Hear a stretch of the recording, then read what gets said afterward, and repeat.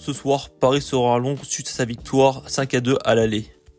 Et ce n'est pas la première fois que le match retour entre ces deux équipes se déroule à Stamford Bridge. Dans l'historique de leur confrontation, on a eu ce même scénario 3 fois auparavant durant les années 2010 lorsqu'il y avait Laurent Blanc et José Mourinho sur les bancs des deux équipes entre 2014 et 2016. Et lorsque l'on évoque ces confrontations aux supporters parisiens, un match ressort du lot. Le 11 mars 2015, le PSG n'est pas en confiance à l'approche du 8e de finale retour, dû à une forte lutte pour le titre avec Lyon et Marseille, et le fait que le club de la capitale aborde également cette confrontation après un match nul à l'aller face à un Chelsea leader du championnat anglais de la première à la dernière journée. Ce qui va rendre ce match mémorable pour les Parisiens, c'est que dès la 30e minute, Zlatan Ibrahimovic reçoit un carton rouge discutable, ce qui fait que les Parisiens sont forcés de jouer à 10 contre 11 pendant 60 minutes. Rendant ainsi la qualification compliquée, due au but à l'extérieur à l'aller, ce qui élimine provisoirement le club de la capitale.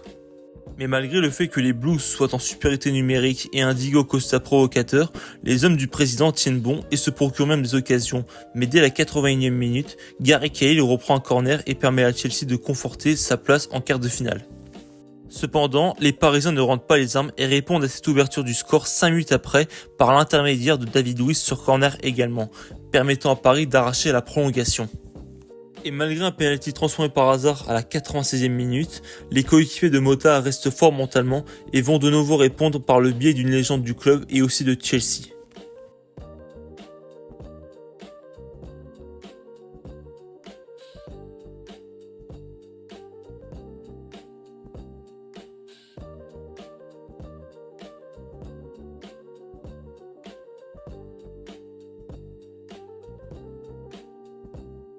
À ce moment-là, Monstro permet à son équipe de se qualifier grâce à la règle du but à l'extérieur et a permis à Paris de signer l'un des plus beaux matchs de son histoire en Coupe d'Europe.